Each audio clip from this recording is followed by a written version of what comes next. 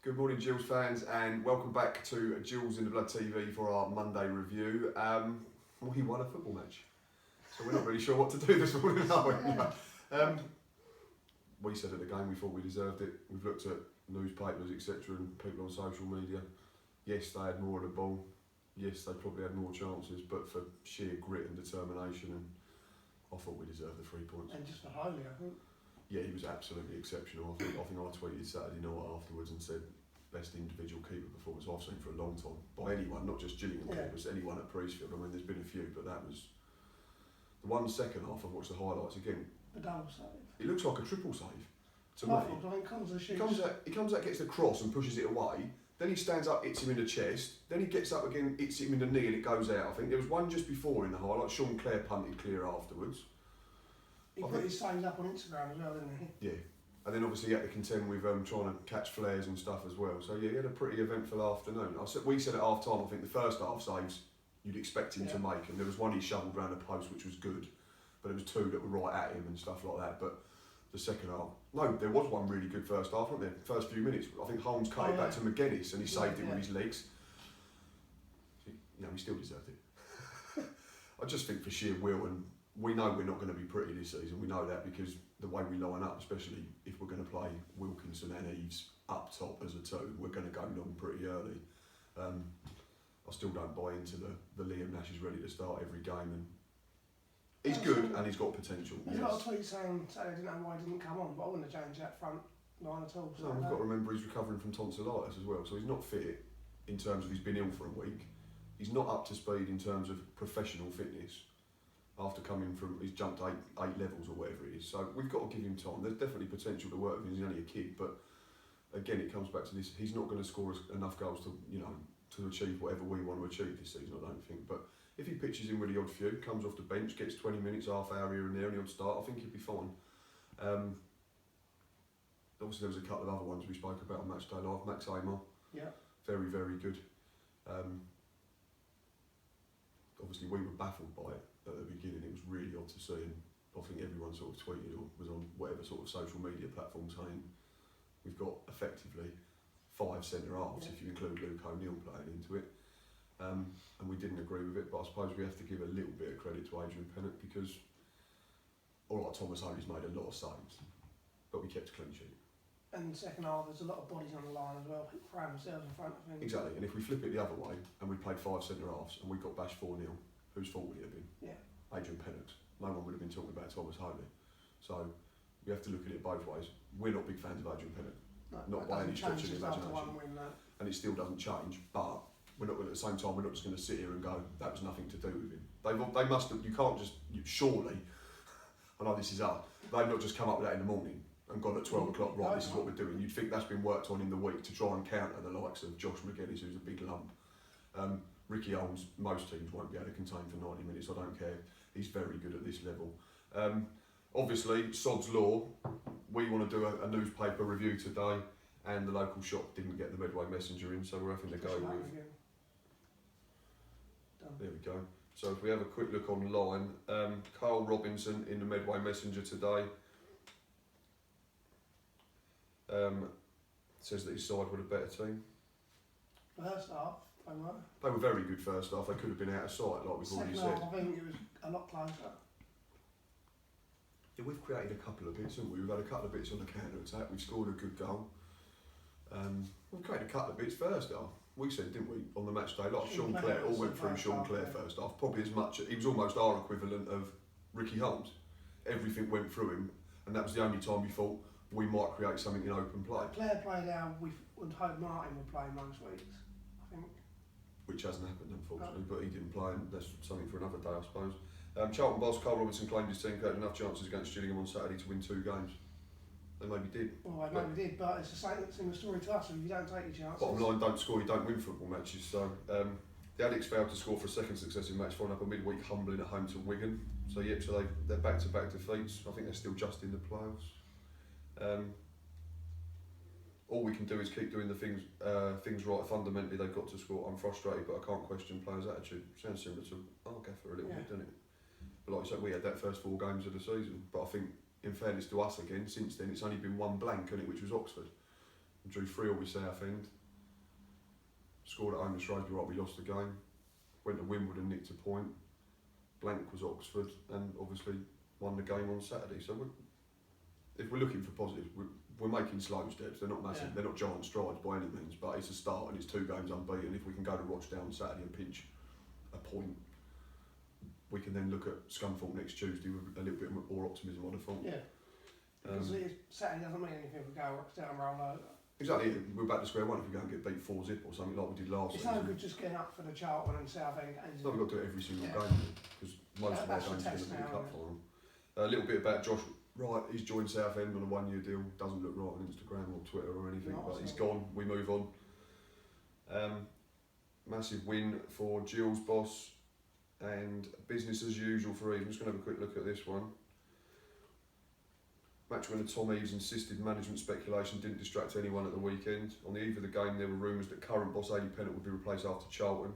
And we thought it was going to be regardless of the result, and we discussed that on Saturday, didn't we? And said that we, again, regardless of what we think of Adrian Pennant, we didn't think it was on. It was just ridiculously poor timing. Excuse us. It's the kid's toy going off.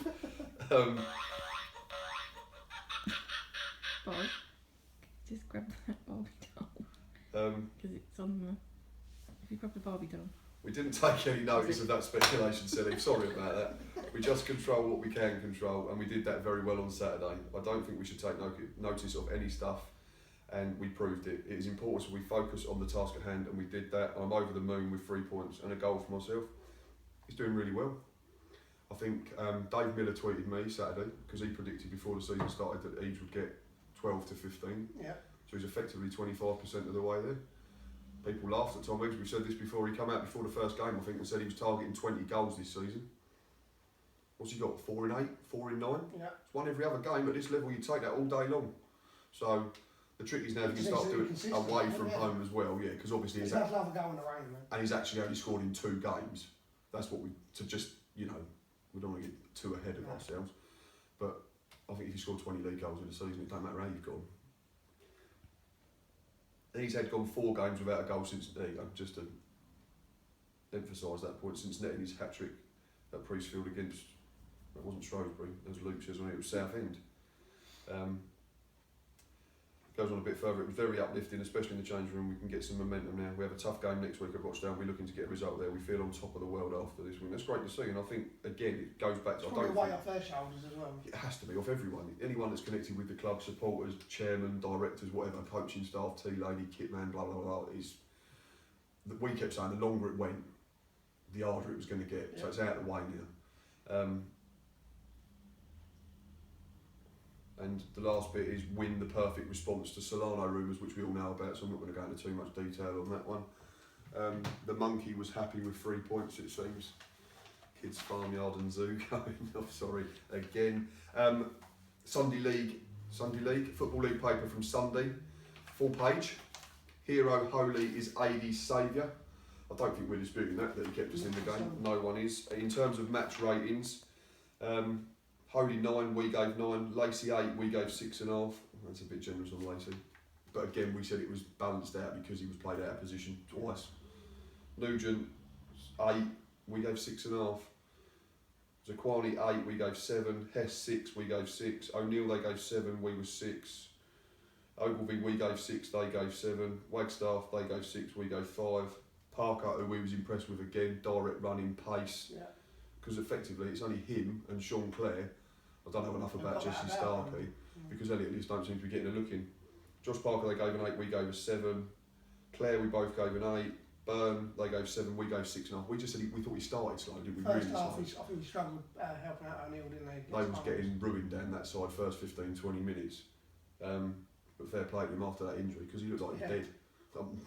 He wasn't, obviously, but he didn't move for ages, did he? And then suddenly jumped up, big bandage around his head, and he was excellent after that, absolutely brilliant.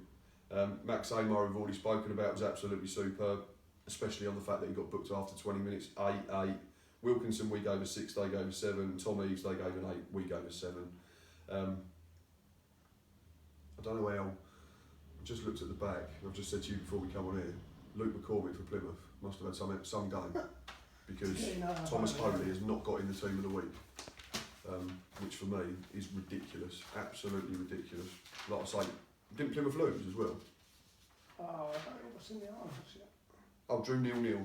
Anyway, that moves us quickly on to our next point. We'll have a quick run through the Saturday results. Very positive Monday review, apart from the shop not getting the paper. I won't go on about that.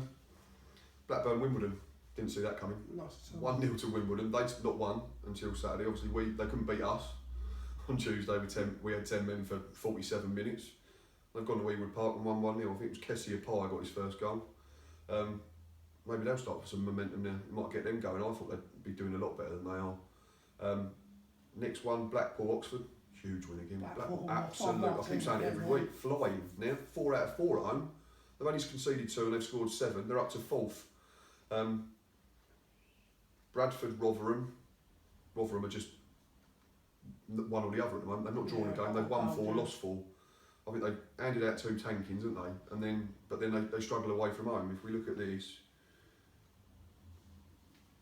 away from home, 1-1, lost 3, and then at home flipped it the other way completely, 1-3, lost 1. Bury, Plymouth, we just spoke about briefly. Luke McCormick must have been absolutely outrageous to keep a clean sheet. That sounds like that must have been last game on the Football League show. Surely 0-0, 2 struggling sides, both in the bottom 4.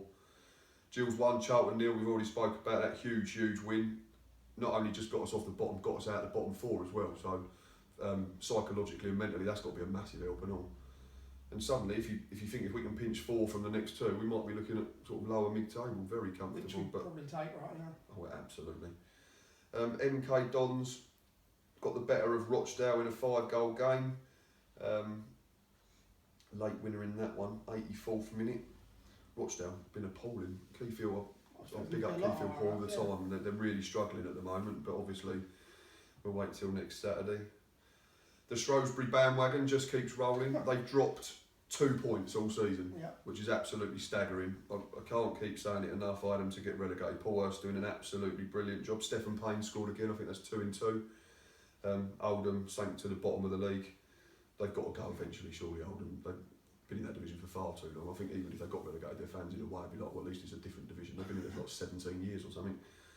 Fleetwood, didn't see that coming at Pompey. No. Portsmouth have been in and out of form. Fleetwood generally consistent, don't concede many. Got absolutely spanked. Brett Pittman 2 more though. But Devante Cole, another one for Fleetwood. He's suddenly finding his form. I think he's got 4 now this season. Obviously a lot of pressure on him. Famous dad, we all know about that. But Southend, Northampton. I think Northampton raced into a 2-goal lead in that one. And obviously the Jimmy Floyd Hasselbank effect was in full force again. But credit to Southend. I think Northampton. Huh?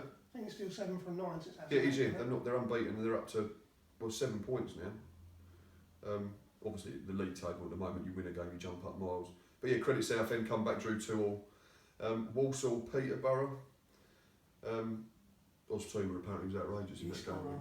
Scored a really good goal. Hit the bar with 1-0, I believe. But Peterborough probably take a point on the road after getting beat last week. It's a good response. And Wigan annihilated Bristol Rovers 3-0. Him of the song scored his first goal in a year, I heard. Will Grigg. Didn't realise that. First league goal in a year. It's it definitely had died down, that fire. In terms of performances, just having a look through, I'm going to go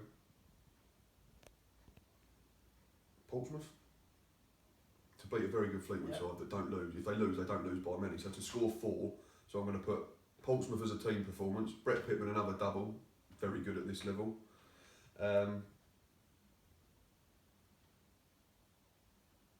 I've seen Nick Powell got another one for Wigan, but he's been doing that all season. Wimbledon have got to be up, haven't they? I'm going to put Wimbledon in, definitely. No one saw that coming. Winning at Ewood Park. I think I watched the highlights and they said something like 20 years ago this week it was a Premier League fixture, the old Wimbledon, and Neil Ardley played and set up the goal for Wimbledon or something, and Alan Shearer equalised for Blackburn. So it shows you how much time's changed. Times change, and I think without being biased, the last team performance, I'm going to put us in. Yeah. Why not? We've got to enjoy it. People can come on and say, we probably are a little bit. But we hadn't won for 7 games before Saturday, and we've beaten a team that are still in the top 6. So that's ours. I'm going to go Wimbledon, Gillingham, Portsmouth, for team performances, and I'm going to put Brett Pittman in there again for a double that's helped them to a 4-1 win. All in all, a very good weekend. Yeah. Clean sheet, 3 points. The only downside, unfortunately, be Scott Wagstaff again, but we've not heard anything. But we won't dwell on that too much because it's been full of positivity. And until next time, up the Jewels.